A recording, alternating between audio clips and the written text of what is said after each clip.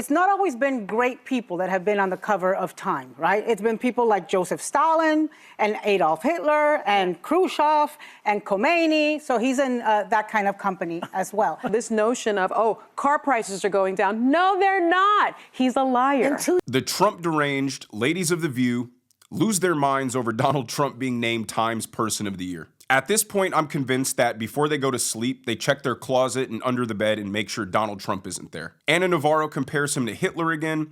Sunny Hostin tries proving so hard to the American people that she's relatable. And Alyssa and Sunny get into a spat, per usual. But before we get into the video, I need you guys to hit the like button. It really does help the channel out and helps it grow. So if you could take 1 second and like the video, I would really appreciate it. But let's start with Sunny Hostin trying to prove just how relatable she is, how ordinary she is, how not out of touch she is with the average American person. Watch. People are going to be finding out now that the promises that he made, he's just not going to keep them, right?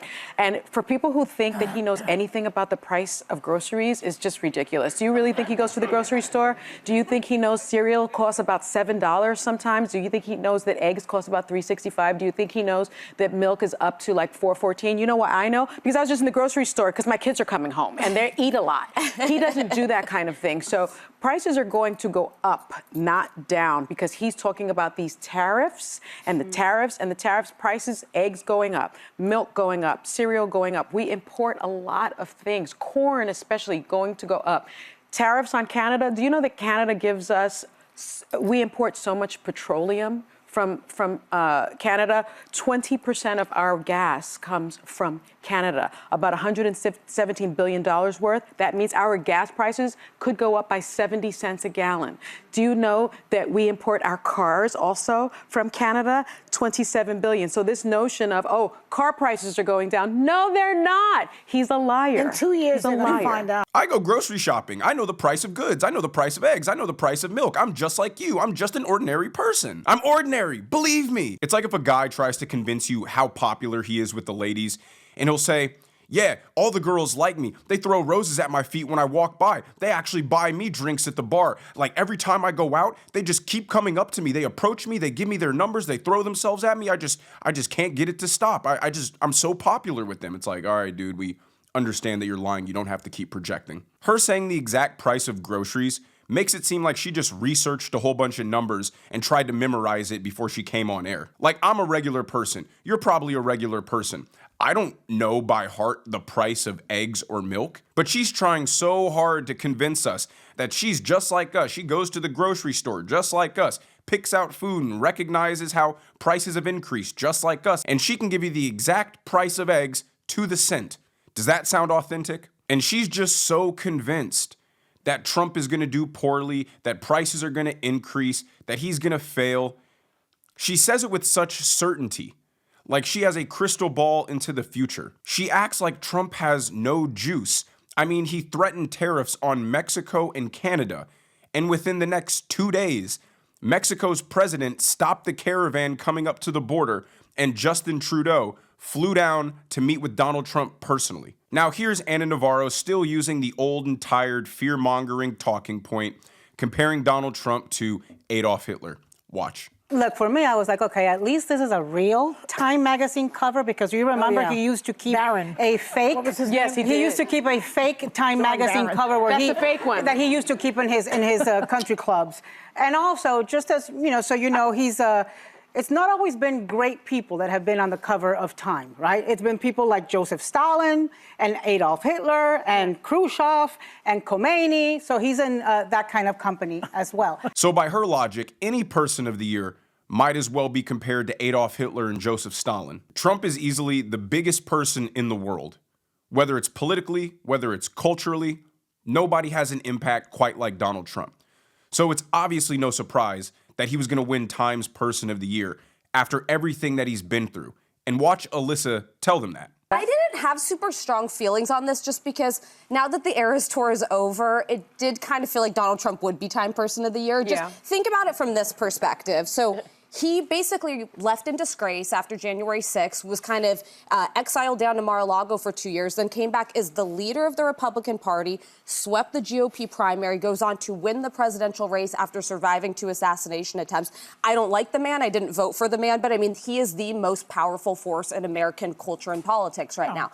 I mean, where's the surprise? The Democrats warped the law and weaponized the justice system to try to throw an ex-president in jail. The FBI raided Mar-a-Lago. They tried to assassinate the man 2 times, and he came back and won the popular vote. Now watch as Alyssa continues, and Sonny keeps interrupting her in the rudest, just childish kind of manner. He was smart to talk about what voters cared about on the campaign trail. So the cost of living, grocery prices, gas prices, and so on. I'm really curious to hear what the actual plan is to address those. He doesn't have a plan. He has concepts of a plan. Well, but I do think it was cost of living because I think a lot of voters think of the Trump years. There were more jobs created. They think of the Trump years before COVID. So, like, if you're judging it You by mean the Obama? No, they're thinking of the years? Trump years before the coronavirus came and The Obama unemployment economy? spiked and the economy went to free fall. And it was a time that people had more money, whether you attribute that to him or whatever you do. But Obama. that's what people were voting on. So that's the talking point that the Democrats now want to run with, which is Trump's administration wasn't good because of him. It was actually good because of the Obama administration. It was riding on the coattails of the Obama administration. If that were the case, and the Democrat policies were so prosperous and so successful for Americans, why didn't they vote for Hillary Clinton and allow the Democrats to continue doing what they were doing? Why did they vote for an outsider who promised to drain the swamp and the political corruption? Why did they vote for somebody who was so drastically different from the status quo if everything that was going on was so perfect? And let's even say that Trump did take over a good economy, for argument's sake. Well, he made the economy even better. Just because you inherit a good economy doesn't automatically mean that now your administration is going to operate it properly. I mean, just look at Joe Biden. Trump handed him a flourishing economy, and he just wrecked it, shot inflation through the roof, opened up the borders, had no strength in our foreign policy, and created 2 new wars. And Sonny's just so confident in her childish comment, Obama. It was Obama. Like, these people are so Trump deranged, they can't admit that he does anything well, that they have to twist themselves into a pretzel in order to try to make a point. The fact that these people get paid millions of dollars to sit up here and have conversations that are less intellectual than a elementary school cafeteria conversation is nothing short of highway robbery to me. Now, they continue talking about Caitlin Clark winning Times Athlete of the Year, which is well-deserved. Congrats to Caitlin. She's an amazing basketball player. But there's been a lot of controversy around Caitlin Clark's statements, basically her trying to appease the woke mob by admitting that all of her success comes from white privilege. And a lot of people have been upset about that. They want Caitlin Clark to take credit for all of her hard work and success. But the ladies of The View live in the realm of racial identity politics, and so they double down on, yes, she's right. It's all because she's white. What is wrong with acknowledging white privilege, though? I don't see what's wrong with that. I don't know. I don't think they understand privilege, It's and reality. which is why they. It's a true story in this country and many other countries. People that see when it you are as- but people are Caucasian, you unwilling have to admit that. advantages I of don't where even- you live.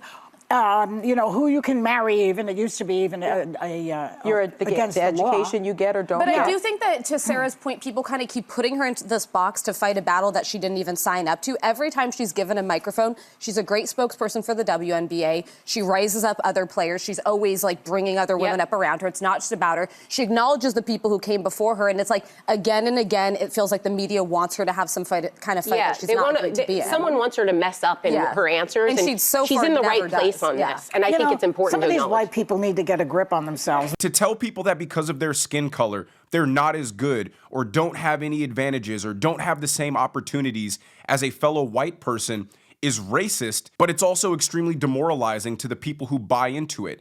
And you stifle any chance that that person may have to fulfill their potential. And it also implies every single white person is rich or advantaged or privileged or successful, when if you're going off sheer numbers, there are more poor white people in the country than anybody else. And people hate when woke identity politics are brought into sports because sports is purely performance-based. It doesn't matter what skin color you are. It only matters what you do, how you perform, and the statistics that you put up.